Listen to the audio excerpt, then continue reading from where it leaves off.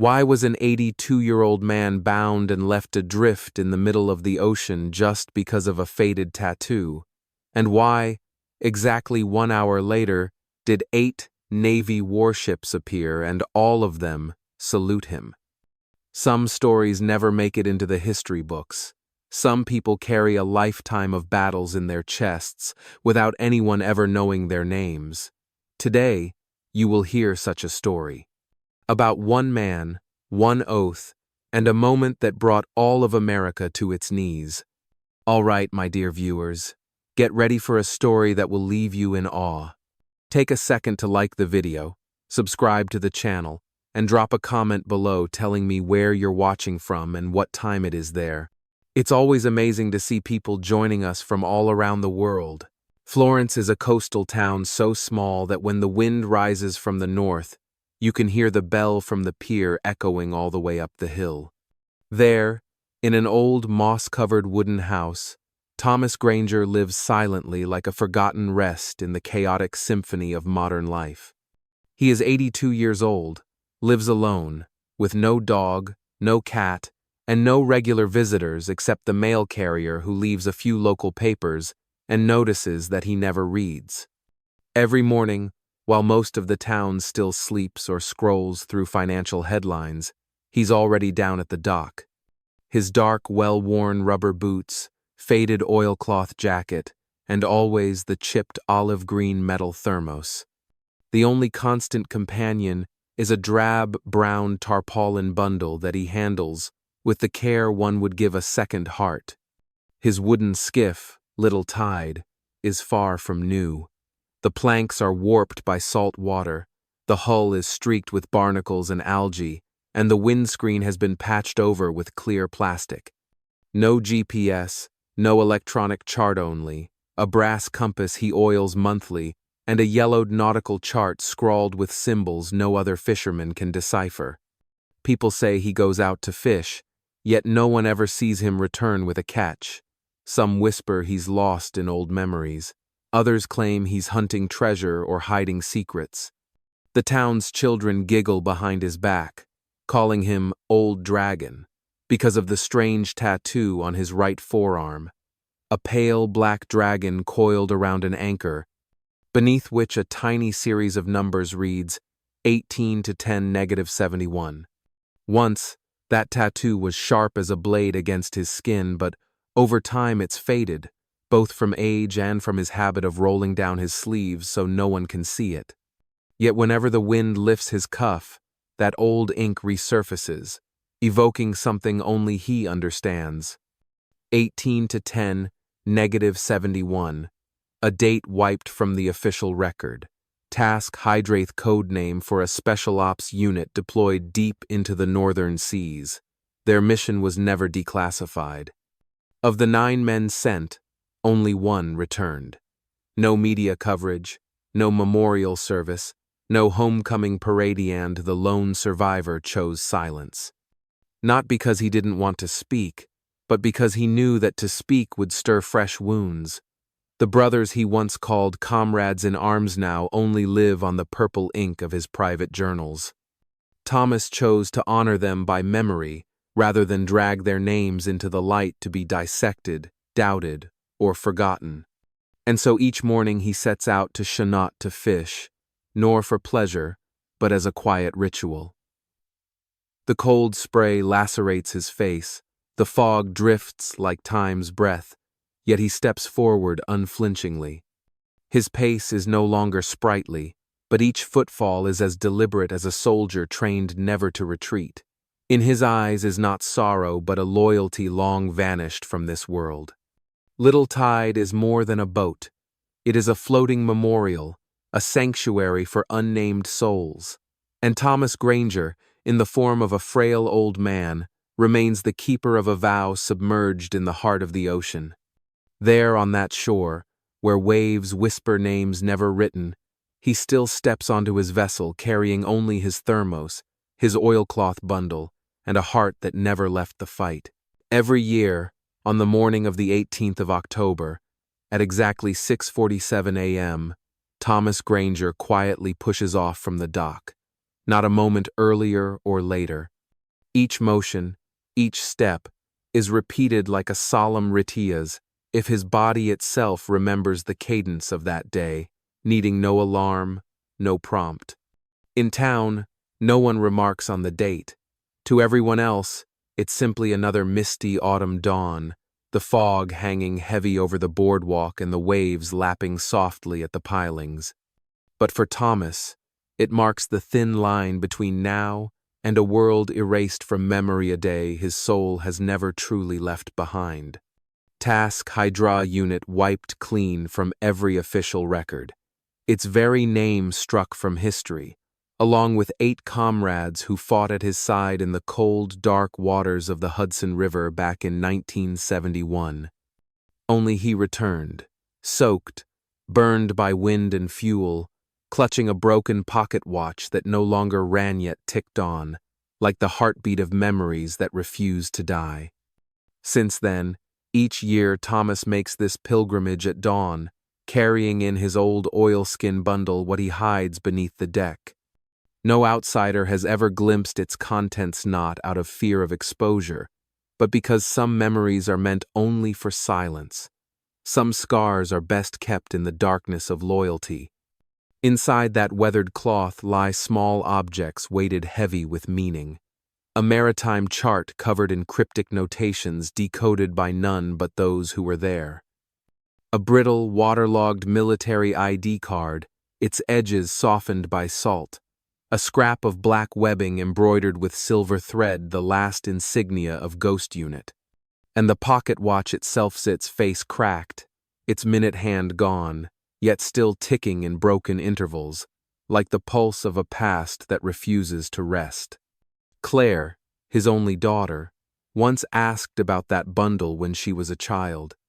She remembered how he would carefully unwrap it each year, oil it gently, rewrap it in fresh fabric, and stow it away as if guarding a relic. One year she begged to see inside, another she stormed off in anger, but always he replied in the same calm, steady voice, "You'll understand, my dear, when you dare to face the past." Claire grew up torn between love and confusion. She knew her father had served, knew he had lost her mother so young, and chosen a life of solitude few could fathom. But she could never grasp why each October he vanished into that morning fog, why he would not speak her mother's name aloud, or why the faded tattoo on his arm still drew a heavy sigh when he caught his reflection. For Thomas, the 18th of October voyage is more than ritual, it is the final tether to those he left behind. Out on the water, amid thick mist, he senses himself back in formation, hearing the radio's crackle, feeling the breath of comrades at his side. He remains silent, for any voice might shatter that sacred illusion. Thus he allows no one to touch that bundle, not from fear of betrayal, but because he cannot bear another to share the weight of his remembrance. Perhaps one day, when he is gone, Claire will unwrap it, and then, finally, she will understand.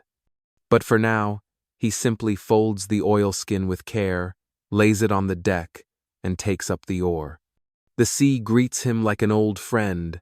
The fog parts before him like the arms of waiting spirits at a horizon unmarked on any map. In the 50th year of that solitary ritual, Thomas prepared more thoroughly than ever before. He spent 3 nights installing a small radio beneath the deck, a device he hadn't used since 1972. It wasn't a commercial set. It ran on old military frequencies, connected into the low-band signaling system once used for covert Navy operations. On the final page of his leather-bound journal, Thomas carefully wrote a string of coordinates in purple ink that resists fading, just as he'd used since the days of Ghost Tide. Beside them, he recorded encrypted frequency codes, arranged according to a pattern only he could decipher. These markings were not mere geographic points. They formed a mental map leading back to the last remembrance of a team erased from history. On the 18th of October, the sky was unusually overcast. The fog clung to the harbor like frozen breath, blanketing the bay in silence. As Thomas slipped Little Tide through the Narrows into the offshore waters of Coos County, he knew he was crossing an unspoken boundary. There were no warning buoys, no restricted zone markers, yet he was certain every wave in this stretch carried the scent of untold stories. Since 1973, these waters had been soft-blocked, unacknowledged on charts, but monitored by every patrol radar for unusual activity. He understood the risk, but he also knew it was time. Then, through the mist, a white steel hull loomed and closed in with no horn, no signal lights, only the roar of its engines and the shriek of metal on water. Thomas did not resist.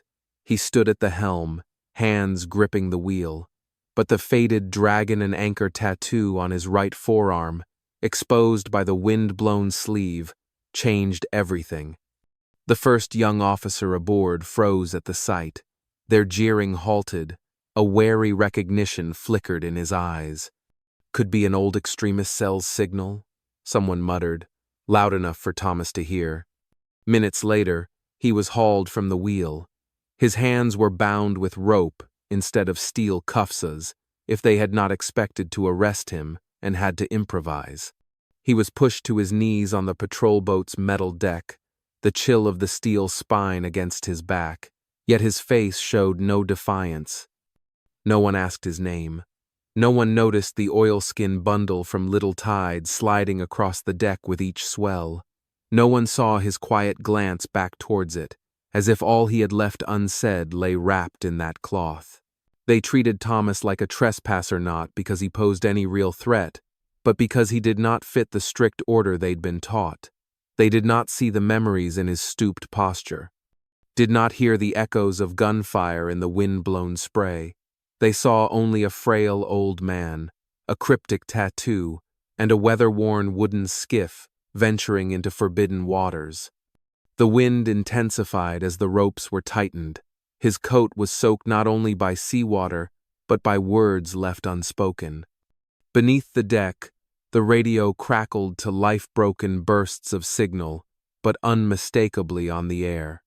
Thomas closed his eyes and exhaled, not in surrender, but because he knew the moment had come. Dear viewers, take a moment to relax or grab a drink, then stay tuned for the rest of the story. There are still surprises ahead. Comment 1 if you're enjoying the story so we know you're still here.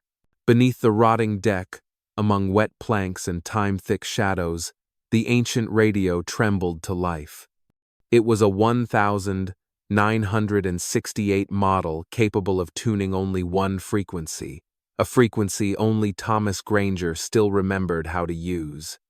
And then it began to broadcast. No voice, only intermittent beeps, on a steady loop, a simple code, yet crackling with power, 1105. The operation code of Task Hydra, a unit scrubbed from paper but never erased from the airwaves.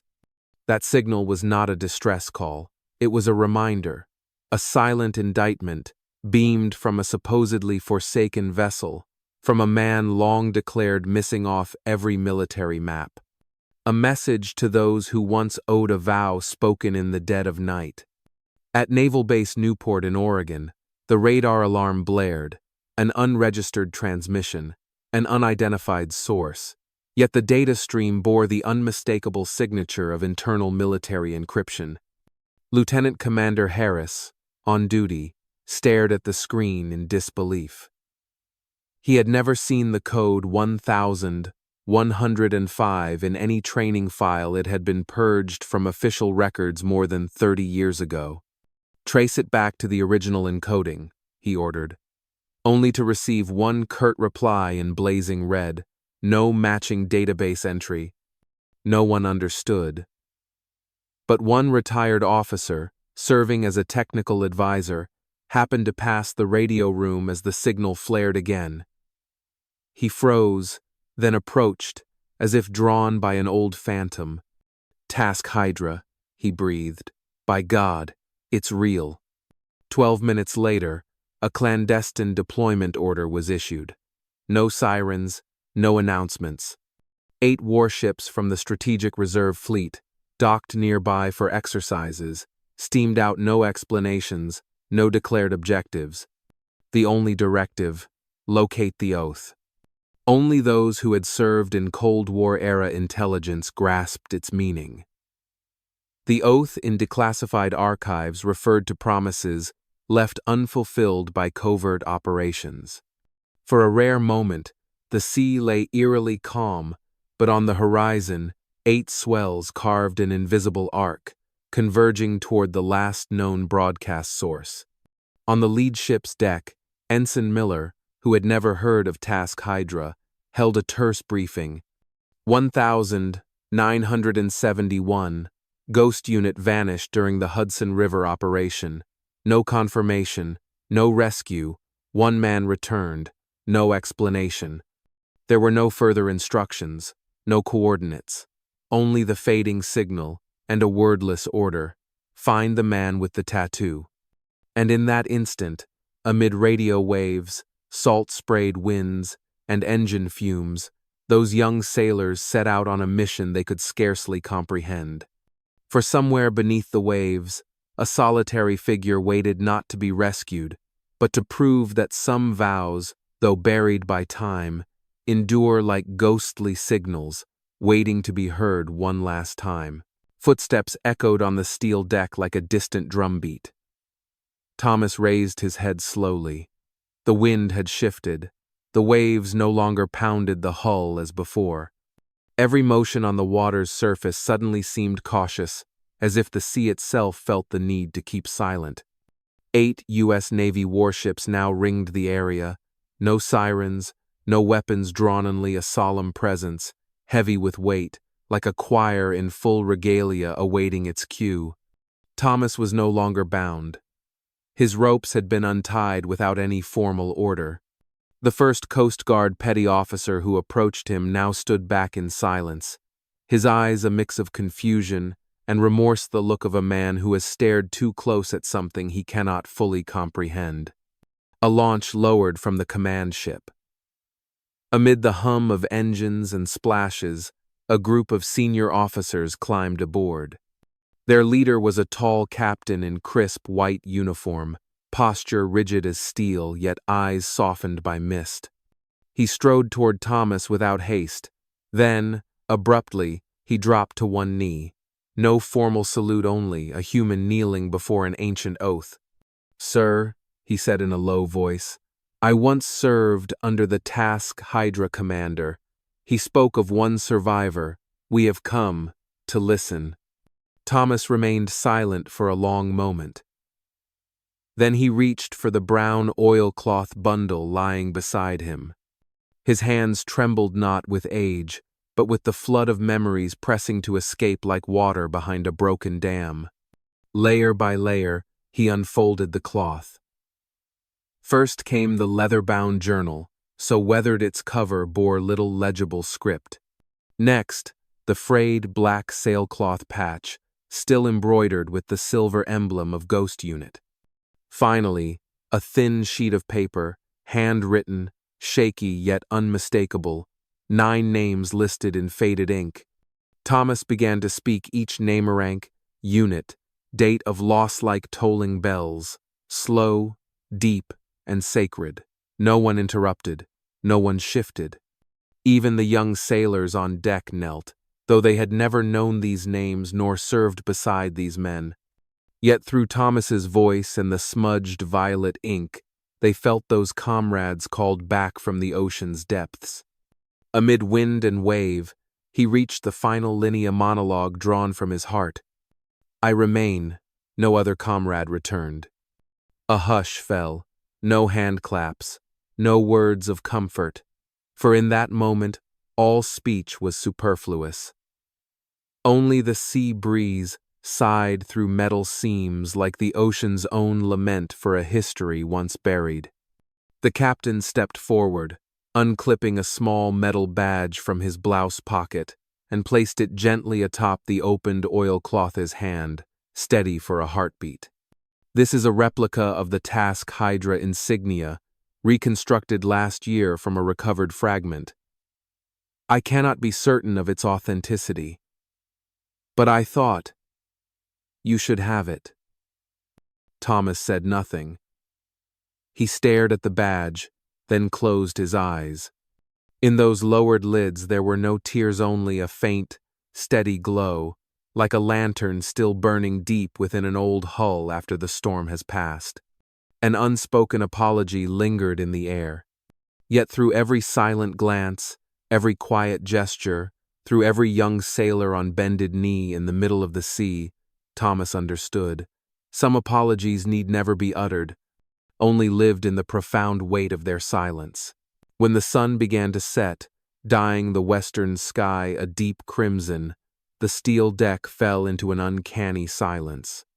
No orders, no signals, not a single mechanical sound remained, only the wind whispering through the antenna masts and the waves lapping gently against the hull, like the quiet heartbeat of an era long gone. Thomas sat on a simple wooden chair placed at the edge of the patrol ship's deck. His hands were no longer bound, yet he let them rest on his knees as though still bearing responsibility for something far greater than himself. He asked no questions, demanded no explanations. All that remained in him was silence and a faraway gaze fixed on the place history had once denied. The Coast Guard personnel, tense at first, now quietly withdrew from their circle. They had nothing left to say, no one dared apologize. Instead, one by one, they bowed their heads, as if the most sincere apology was in their silence. An acknowledgement unspoken, unhidden, unrefused. Thomas watched them without reproach.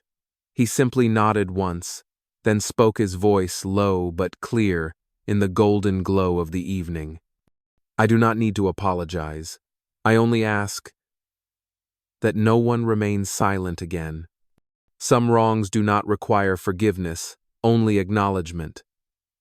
For it is silence that has killed more than any weapon. Silence forced men like him to live lives without name, without story, without home. A week later, in Norfolk, 3 artifacts were placed under a small glass case in the hushed gallery of the Naval Museum. No spotlights, no descriptive plaques, no explanatory labels, only a torn swatch of black sailcloth, a long-stopped pocket watch, and the replica Task Hydra insignia laid between them. Each dawn, a young sailor assigned to wipe the outside of the glass would notice a faint fingerprint and imprint, as though someone had stood very close for a very long time. Yet no one ever saw that person come.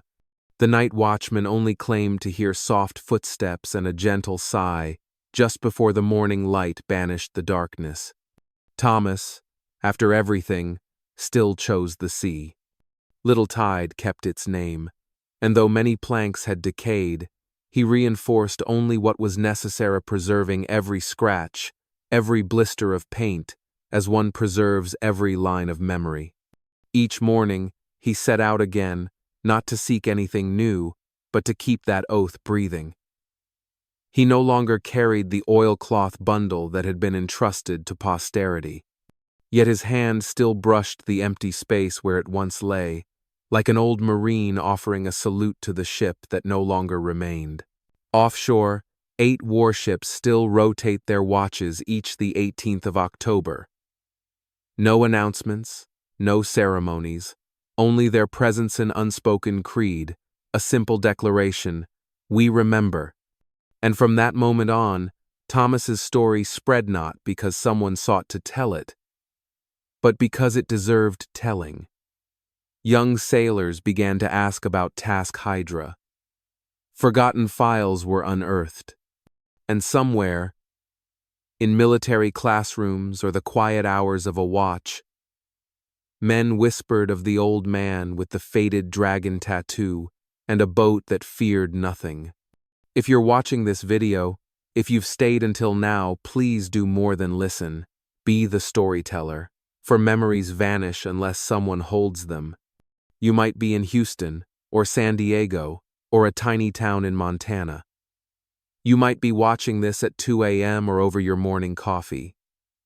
Whoever and wherever you are, leave a comment. Tell us, where are you listening from? Have you ever known someone like Thomas Granger? Share this story with your loved ones across the United States. They may see themselves in it. Don't forget to subscribe to Veteran Best Stories to help us keep alive the tales that matter. And if something in this story hushed your heart, leave a few words. We read them all. Thank you for listening. Thank you for being part of the vow never to let silence prevail again. Every wave carries a story. Some stories live on only when shared.